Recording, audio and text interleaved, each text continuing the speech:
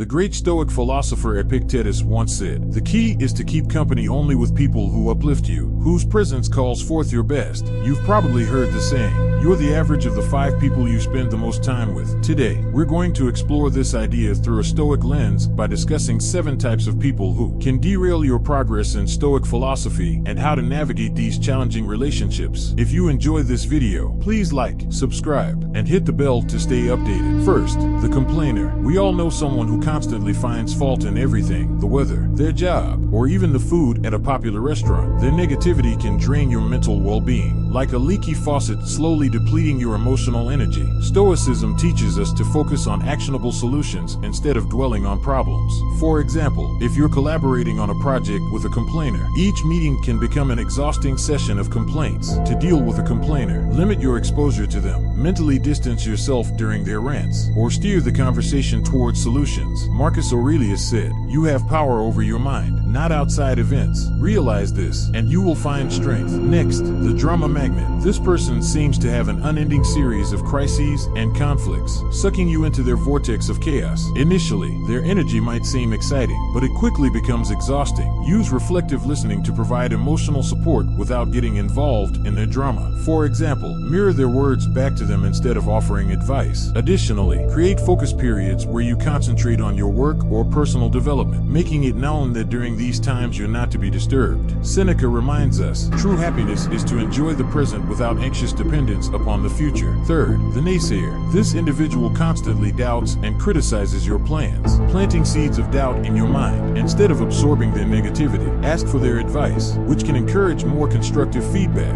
You might also use positive confrontation to challenge them to think of solutions. Marcus Aurelius advised, "The best revenge is to be unlike him who performed the injustice." Listen discerningly and continue painting your life with the colors that speak to you. Fourth, the victim. They perpetually blame external factors for their problems, casting themselves as helpless protagonists. While some face genuine hardships, the victim uses their predicament as an excuse, refusing to take responsibility. Use compassionate detachment to show empathy without becoming their savior. Marcus Aurelius once said, "The best revenge is to be unlike him who performed the injustice." Take control of your own game board and navigate life strategically. Fifth, the toxic positivist. This person insists on ignoring anything that isn't positive, dismissing your feelings and experiences with a wave of glittery optimism. Stoicism encourages us to embrace all of life's experiences, good and bad. When they urge you to just be happy, affirm your right to process emotions. You might say, "I appreciate your positive outlook, but right now, I need to process my emotions." Marcus Aurelius reminds us that true tranquility comes from accepting life's unpredictability. Sixth, the manipulator. They use deceit and flattery to advance their interests, subtly steering you in directions that benefit them. Cultivate self-awareness and set boundaries to protect yourself.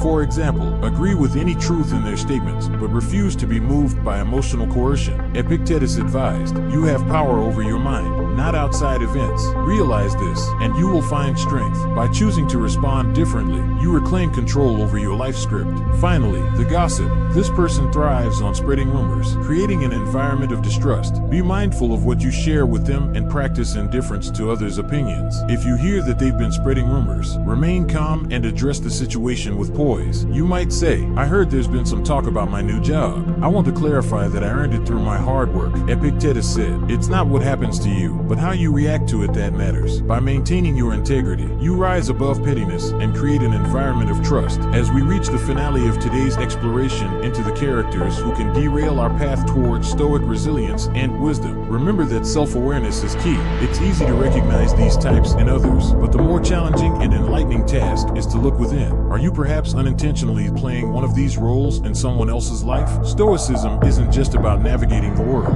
It's also about understanding and improving ourselves. If today's discussion has sparked a realization, an epiphany, or even just a bit of introspection, I'd love to hear from you in the comments. Share your thoughts and experiences, and let's engage in a dialogue that enriches us all. Until next time, may your choices align with your virtues, may your actions reflect your wisdom, and may your life be the masterpiece you're meant to create.